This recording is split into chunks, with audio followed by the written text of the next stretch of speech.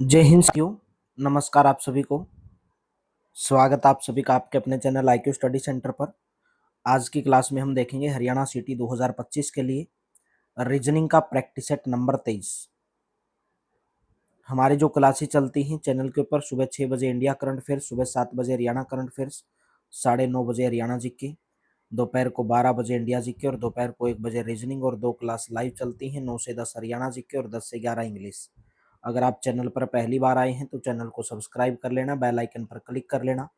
Haryana city का complete syllabus की PDF प्राप्त करने के लिए इस नंबर के ऊपर व्हाट्सअप कर लेना। 170 रुपीज़ में हरियाणा सिटी का कंप्लीट सिलेबस आपको प्रोवाइड करवाया जाएगा। डिस्क्रिप्शन में टेलीग्राम का लिंक दिया गया है। हर वीक में फ्री मॉक टेस्ट आपको वहां पर प्रोवाइड करवाए जाते हैं। तो चलिए, आज का हमारा क्वेश्चन है, झारखंड का बिहार से संबंध है तो उत्तराखंड का संबंध किससे होगा। बिहार से अलग होके झारखंड राज्य बना था, बिहार से अलग होके, तो उसी प्रकार जो उत्तराखंड राज्य है वो उत्तर प्रदेश से अलग होके बना। ऑप्शन नंबर आपका बी करेक्ट रहेगा। झारखंड राज्य बिहार से अलग होकर बना और उत्तराखंड राज्य उत्तर प्रदेश से अलग होके बना। बी ऑप्शन करेक्ट रहेगा। नाटक का संबंध निर्देशक से है तो पत्रिका का संबंध। आज हमारी ये सीरीज जो है खत्म हो जाएगी और आज ही की क्लास में मैंने कैलेंडर के क्वेश्चन भी लिए हैं और मैंने ब्लड रिलेशन के क्वेश्चन, रक्त से संबंधित क्वेश्चन भी लिए हैं। नाटक का जो संबंध होता है निर्देशक से होता है, उसी प्रकार पत्रिका का संबंध, नाटक का जो निर्देशन करता है उसको निर्देशक बोला जाता है और पत्रिका का संपादन करने वाले को संपादक बोला जाता है, यानी कि एडिटर बोला जाता है। सी ऑप्शन करेक्ट रहेगा। जूल का संबंध ऊर्जा से है, पास्कल का संबंध किससे होगा। आप जानते हैं जूल किसकी इकाई है, ऊर्जा की इकाई है। तो पास्कल किसका इकाई है, दाब की इकाई है, यानी कि प्रेशर की इकाई है। दाब, प्रेशर जिसको बोलते हैं। ऑप्शन नंबर आपका बी करेक्ट है, यानी कि इकाई का संबंध दिया गया है यहाँ पे कि यूनिट यूनिट का संबंध दिया गया है। सम्मेलन का संबंध अध्यक्ष से है, समाचार पत्र का संबंध किससे होगा।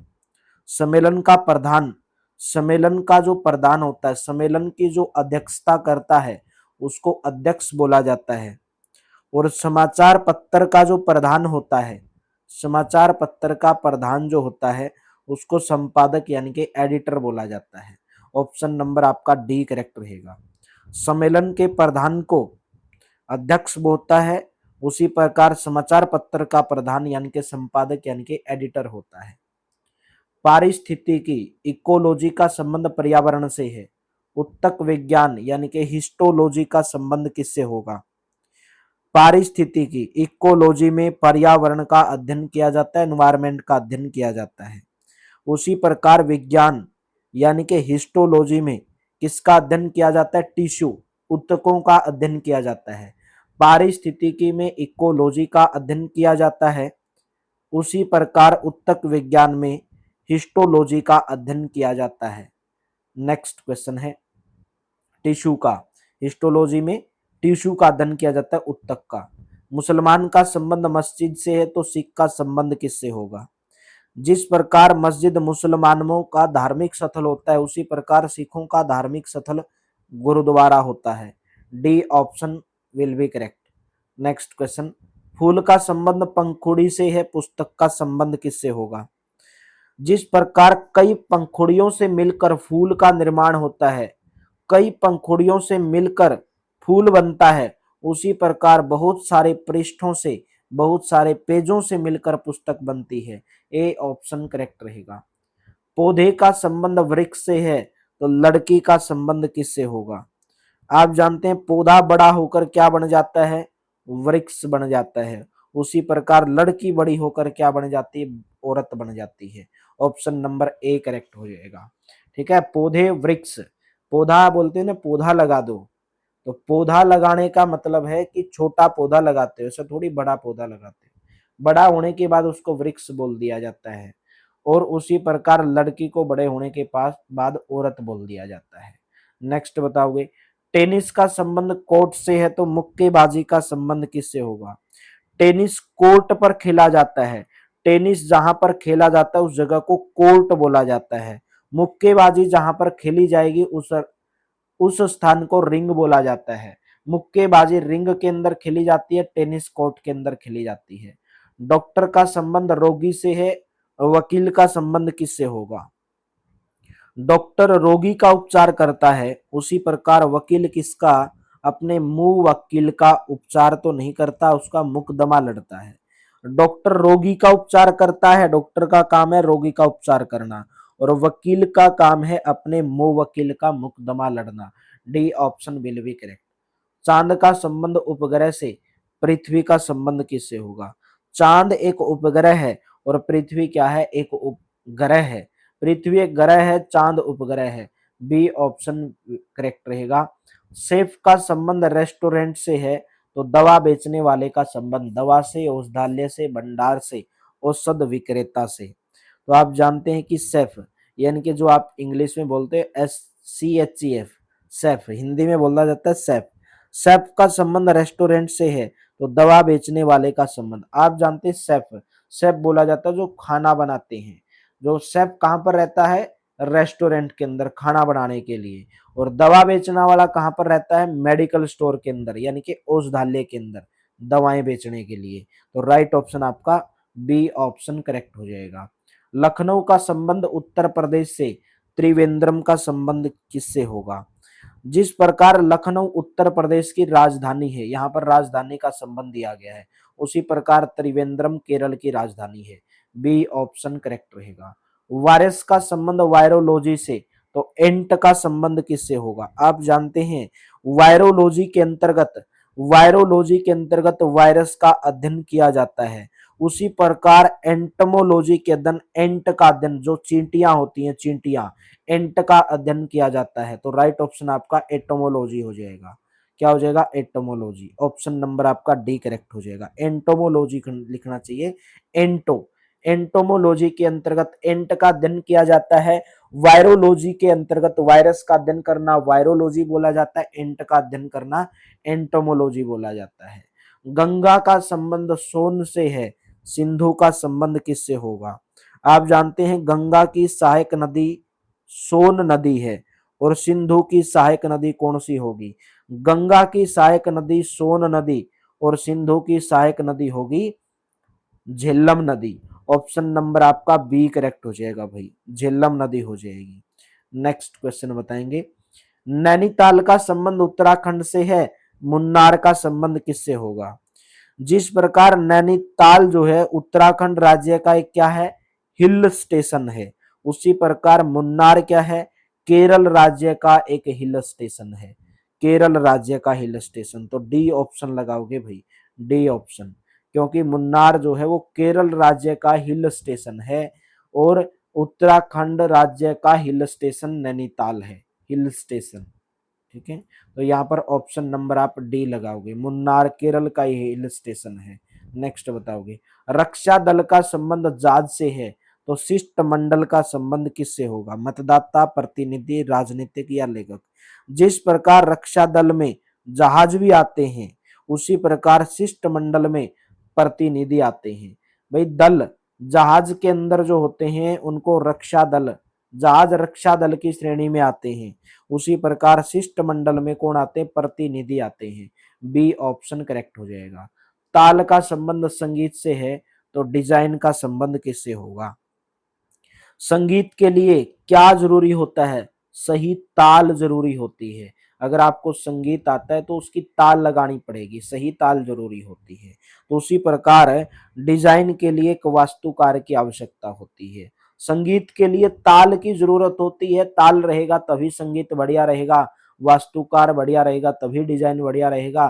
तो ऑप्शन नंबर आपका बी करेक्ट हो जाएगा। गर्दन का संबंध टाई से है, तो कमर का संबंध किससे होगा? आप जानते हैं टाई, गर्दन में टाई बांधी जाती है, उसी प्रकार कमर में क्या बांधी जाती है? बेल्ट बांधी जाती है। बी ऑप्शन आपका करेक्ट ऑप्शन हो जाएगा। नेक्स्ट क्वेश्चन है। कॉलेज का संबंध विद्यार्थी से, अस्पताल का संबंध किससे होगा? कॉलेज में विद्यार्थी पढ़ाई करते हैं, उसी प्रकार अस्पताल में कौन? रोगी अपना इलाज करवाते हैं। कॉलेज में पढ़ने के लिए विद्यार्थी जाते हैं, और अस्पताल में अपना इलाज करवाने के लिए रोगी जाते हैं। D option will be correct. पुत्री का संबंध माता से, तो मंगल का संबंध बताना है किससे हो जाएगा, पुत्री। पुत्री माँ के परिवार की एक सदस्य होती है, तो उसी प्रकार मंगल जो है सूर्य के परिवार का एक सदस्य है, सूर्य के एक परिवार का सदस्य है। ऑप्शन नंबर आपका डी करेक्ट हो जाएगा। नेक्स्ट बताओगे, छाल का संबंध पेड़ से है, तो सल्क का संबंध किससे होगा। जिस प्रकार जो पेड़ होता है, वृक्ष जो होता है, उसकी जो ऊपरी जो परत होती है उसको छाल बोला जाता है, उसी प्रकार सलक किसकी ऊपरी परत को बोला जाता है, मछली। मछली की जो ऊपरी परत होती है, जो मछली खाते हैं ना, वो क्या करते हैं भाई, उसके ऊपर की छाल निकाल देते हैं, और उस छाल को, मछली की छाल को सल्क बोला जाता है, और पेड़ की जो छाल होती है उसको छाल बोला जाता है। नेक्स्ट बताओगे, सत्यजीत राय का संबंध फिल्म से है, तो पिकासो का संबंध किससे होगा। सत्यजीत रे, रे लिखना है वहां पे, सत्यजीत रे फिल्मों के निर्माण से जुड़े हुए हैं, फिल्मों के निर्माता हैं। उसी प्रकार पिकासो क्या है, एक चित्रकारी है, पिकासो एक चित्रकारी का नाम है। सत्यजीत रे फिल्मों से संबंधित जुड़े हुए हैं, फिल्म निर्माण से जुड़े हैं, उसी प्रकार पिकासो क्या है, चित्रकारी। D option will be correct हो जाएगा। कार का संबंध गैरेज से है, तो एरोप्लेन का संबंध किससे होगा। आप जानते हैं कार को जहां पर खड़ा किया जाता है उसको गैरेज बोला जाता है, और उसी प्रकार एरोप्लेन को जहां पर खड़ा किया जाता है उसको क्या बोला जाता है, हैंगर बोला जाता है। ऑप्शन नंबर आपका सी करेक्ट रहेगा। नेक्स्ट क्वेश्चन आपके लिए ब्लड रिलेशन का। एक छाया चित्र की ओर इशारा करते हुए सुरेश कहता है, क्या कहता है सुरेश, एक चित्र है और सुरेश कहता है, अपने मित्र सुनील से कहा कि वह मेरी माता की, मेरी माता यानी कि सुरेश की माता और सुरेश की माता के पिता, तो सुरेश की माता के पिता कौन लगे, सुरेश के नाना जी लगे, सुरेश के नाना जी।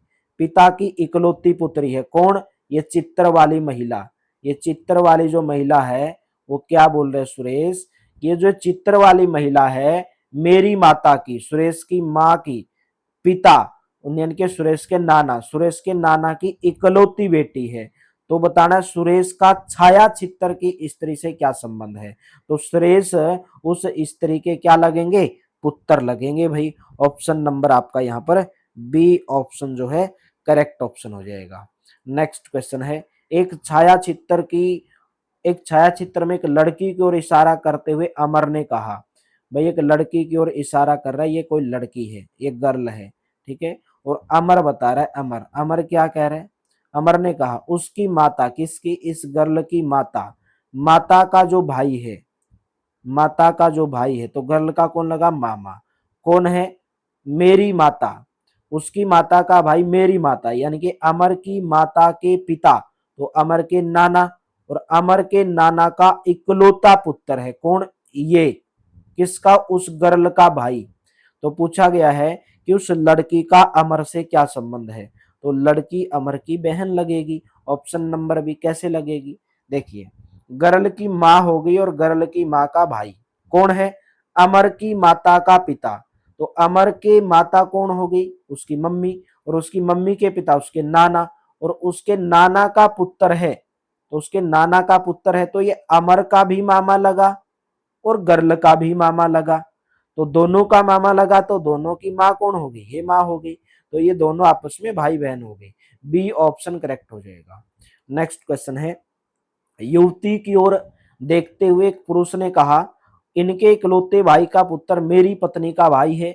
यह युवती पुरुष से किस प्रकार संबंधित है। देखिए क्वेश्चन के अंदर क्या दिया गया है, एक युवती की ओर इशारा करते हुए एक पुरुष कहता है, ये कोई युवती है और यहाँ पर एक पुरुष है, कहता है इनके इकलौते भाई, किसके, युवती का इकलौता भाई का पुत्र, युवती का इकलौता भाई हो गया और इसके इकलौते भाई का पुत्र, तो युवती का कौन लगा, भाई आप कोई लड़की है मान के चलो, और आपकी लड़की और आपका भाई हो गया, और आपके भाई का पुत्र, तो आपका कौन लगा, भतीजा लगा, यानी कि आप उसकी बुआ लगी, ठीक है। बोले मेरी पत्नी का भाई है, किसका, पुरुष की पत्नी का भाई, पुरुष की पत्नी का भाई है कौन, ये जो पुत्र है, बोले कि इनके इकलौते भाई का पुत्र यानी कि ये इसकी पत्नी का भाई है, तो पुरुष का ये कौन लगा, साला लगा, साला लगा। तो पूछा गया युवती पुरुष से किस प्रकार संबंधित है, ये इसका साला लगा, किसका, पुरुष का, कौन, युवती के भाई का पुत्र, तो युवती के भाई का पुत्र इसका साला लगा, तो ये इसके पिताजी हो गए। मतलब पुरुष का जो भाई, इसका रिलेशन क्या होगा, ससुर होंगे ये, और ये इसकी बहन होगी, तो ससुर की बहन हो गई। पूछा गया युवती उस पुरुष से किस प्रकार संबंधित है, ससुर की बहन लगेगी। उम्मीद करता हूं समझ में आया होगा। एक युवती एक पुरुष है, युवती का भाई का पुत्र, तो युवती का भतीजा हो गया। कौन है वो उस पुरुष की पत्नी का भाई है, तो उस पुरुष की पत्नी का भाई उस पुरुष का साला लगा, और उसके साला का जो पिताजी वो कौन लगे, उस युवती के भाई, तो युवती का भाई कौन हुआ, उसके ससुर की बहन हो गई। D option will be correct. यह फोटोग्राफ मेरे दादा के पुत्र के पोते के पिता का है। फोटोग्राफ में व्यक्ति है, कौन है, देखिए भाई, आपके दादा के पुत्र, आपके पिता, आपके पिता के पोते, आपके पिता के पोते कौन होंगे, मेरे दादा के पुत्र, आपके दादा के पुत्र आपके पिता, और आपके पिता के जो पोते होंगे वो आपके बेटे होंगे, और आपके पोते के पिता का है। तो आप खुद का ही तो चित्र देख रहे हैं, आप खुद का ही तो चित्र देख रहे हैं। ऑप्शन नंबर सी करेक्ट रहेगा, आपके दादा के पुत्र का पोता, यानी कि आपका बेटा, तथा मेरे बेटे का पिता, अर्थात मैं कौन हुआ, मैं खुद ही हो गया। ऑप्शन नंबर आपका सी करेक्ट हो जाएगा। नेक्स्ट बताओगे, फरवरी महीने में होते हैं। पूछा गया फरवरी महीने में कितने दिन होते हैं। फरवरी महीने में एक लीप वर्ष होता है, उसमें 29 दिन होते हैं, और सामान्य वर्ष में 28 दिन होते हैं। तो या तो 28 दिन होते हैं या 29 दिन होते हैं, 30 दिन तो होते ही नहीं है। ऑप्शन नंबर आपका ए करेक्ट हो जाएगा। नेक्स्ट है, एक लीप वर्ष में होते हैं कितने, 52 सप्ताह, 3 दिन, 365 दिन तो होते ही नहीं है, क्योंकि लीप वर्ष में 29 दिन होते हैं, 365 दिन होते हैं सामान्य वर्ष में, तो 366 दिन होंगे। 366 दिन का मतलब 52 सप्ताह बढ़ेंगे, 52 सप्ताह मतलब 7 से गुणा, 7 दूनी 14, 7 पंजे 15 और एक 7 दूनी 14, 4 एक 7 364 दिन हो गए, और 2 दिन और जोड़ोगे तभी तो 366 होंगे। मतलब एक लीप वर्ष में 52 सप्ताह होते हैं और 2 दिन होते हैं। नेक्स्ट बताओगे, एक वर्ष के कितने महीनों में 30 दिन होते हैं। जैसे आपके पास कोई वर्ष है, उसमें पूछा गया है कि एक वर्ष में कितने ऐसे महीने हैं जिसमें 30 दिन होते हैं, तो सीधा सीधा काउंट कर सकते हो। आपकी मुट्ठी बंद करो और ऐसे गिनने लग जाओ। जो आपका हड्डी रहता है उठा हुआ उंगली के बीच का हिस्सा तो 30 दिन का, और ऊपर वाला भाई आपका 31 दिन का। तो फरवरी का महीना आपको छोड़ देना, उसमें फरवरी का महीना छोड़ देना, तो फरवरी का तो होगा नहीं। तो एक तो अप्रैल का महीना होगा 30 दिन का, फिर आप बोलोगे जून का महीना हो जाएगा गिनोगे तो, फिर आपका सितंबर का महीना हो जाएगा, और फिर आपका नवंबर का महीना। तो ये 4 महीने हैं जो 30 दिन के होते हैं। तो ऑप्शन नंबर आपका बी करेक्ट हो जाएगा। नेक्स्ट बताओगे, 26 जनवरी 2008 से 15 मई 2008 के बीच दोनों दिनों को काउंट करना है, 26 को भी और 15 को भी। तो कुल कितने दिन होंगे ये इसने पूछा है। भाई देखिए 26 जनवरी 2008 है, तो पहली बात तो 2008 का महीना है, 2008 का साल है, 2008 का साल है तो एक लीप वर्ष है। इसमें फरवरी में कितने दिन होंगे, फरवरी में इसमें कितने दिन होंगे, बोलेंगे सर इसमें फरवरी में होंगे 29 दिन, 29 दिन, ठीक है, 29 दिन होंगे। तो 26 जनवरी 2008 से लेकर 15 मई 2008 तक आपको दिनों को काउंट कर लेना है, दिनों को काउंट कर लेना है। 26 जनवरी 31 दिन होते हैं, तो 31 में से 26 जनवरी 25 दिन तो चले गए, बच गए कितने, 6 दिन बच गए। तो जनवरी के बचे 6 दिन, फिर फरवरी लिखो, फिर मार्च लिखो, फिर अप्रैल लिखो, और फिर मई लिखो। मई के लेने केवल 15 दिन, 15 मई 2008 के बीच कुल दिनों की संख्या बतानी है। 15 दिन मई के हो गए, जनवरी के 31 दिन हो गए, अप्रैल में आपके 30 दिन होते हैं, और जनवरी फरवरी मार्च अप्रैल मई, जनवरी फरवरी मार्च, मार्च में 31 दिन होते हैं, और फरवरी 2008 एक लीप वर्ष का है, ये ध्यान रखना आपको। लीप वर्ष में 29 दिन होते हैं, सभी को जोड़ लो, 5 और 1 6 और 15 और 1 16, तो सही जोड़े क्या भाई, तो 6 दिन, हाँ जनवरी में जोड़ा नहीं भाई हमने, जनवरी के तो हमें 6 दिन ही जोड़ने हैं क्योंकि 26 जनवरी को सम्मिलित करना है। तो 5 और 1 6 15 और 6 21 111 आ रहा है लास्ट में। ऑप्शन नंबर बी 111 दिन हो जाएंगे। B option will be correct. Next बताओगे, यदि 1 जुलाई 1977 शुक्रवार का दिन था तो 1 जुलाई 1970 को कौन सा दिन होगा? देखिए 1 जुलाई 1977 को कौन सा था? शुक्रवार था, यानी कि फ्राइडे था। तो पूछा गया कि 1 जुलाई 1970 को कौन सा दिन होगा? तो मेरे दोस्तों मैंने आपको बता के रखा पहले, लीप वर्ष जब होता है उसमें 2 दिन विषम दिन होते हैं, और जो सामान्य वर्ष जो होता है उसमें कितने दिन विषम दिन होते हैं? 1 विषम दिन होता है। तो आप बोलोगे 1977। 1977 को शुक्रवार था। तो मैं अगर आपसे पूछूं 1 जुलाई 1976 को कौन सा दिन होगा? तो यहाँ से हम काउंट करेंगे भाई, ठीक है, काउंट करना आपको सिखाऊंगा। 1 जुलाई 1977 को फ्राइडे था। तो आपको पीछे की साइड में जाना है, 70 तक जाना है। तो बताओ 1 जुलाई 1976 को कौन सा दिन होगा? वैसे तो 1976 कैसा है? लीप वर्ष है, लेकिन इसमें हमने फरवरी तो काउंट किया ही नहीं, हमने पीछे की साइड में आया है। तो फरवरी फ्राइडे हो जाएगा, एक दिन माइनस करना है। अगर लीप वर्ष आगे की तरफ देखना है, अगर आपको 1977 से 1978 में जाना था, अगर लीप वर्ष आता है तो एक प्लस करना है। अगर पीछे की साइड में जाते हो, लीप वर्ष में 2 ऐड करना है, सामान्य वर्ष में 1 ऐड करना है। वह वैसे ही पीछे की तरफ आओगे, लीप वर्ष आता है तो 2 घटा देने हैं दिन। अगर लीप वर्ष सामान्य वर्ष अगर आता है तो 1 दिन घटा देना है। तो 1976 सामान्य वर्ष आया, तो फ्राइडे से जब आप जाओगे आपका आ जाएगा गुरुवार, यानी कि वीरवार आ जाएगा। तो फिर आप जाओगे 1 जुलाई 1975 को कौन सा दिन होगा? आप बोलोगे सर 1976 से 75, 1976 का लीप वर्ष आ गया, ठीक है, 2 दिन हो गए इसमें। तो गुरुवार से 2 दिन पहले जाओगे तो मंगलवार आएगा। इसमें 2 माइनस करेंगे, क्यों? क्योंकि 1976 एक लीप वर्ष है, इसमें फरवरी में 29 दिन होते हैं। फिर आप जाओगे 1 जुलाई 1974 को, 1 जुलाई 1976। वैसे 1974 क्या लीप वर्ष है?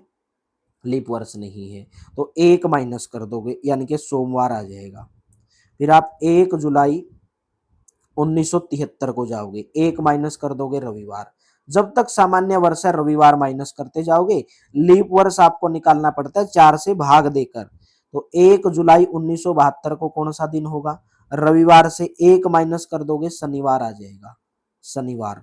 फिर आप बोलोगे 1 जुलाई 1972 से 1 जुलाई 1971 को कौन सा दिन होगा? बोलोगे सर 1972 एक लीप वर्ष है, तो 1 जुलाई 1972 से जब 1 जुलाई 1971 वापिस आओगे पीछे की साइड में, तो 2 माइनस करना पड़ेगा लीप वर्ष में। तो शनिवार में से 2 साइड बैक साइड चले जाओ, शुक्रवार आ जाएगा, बृहस्पतिवार आ जाएगा, यानी कि आप बोल सकते हो गुरुवार आ जाएगा।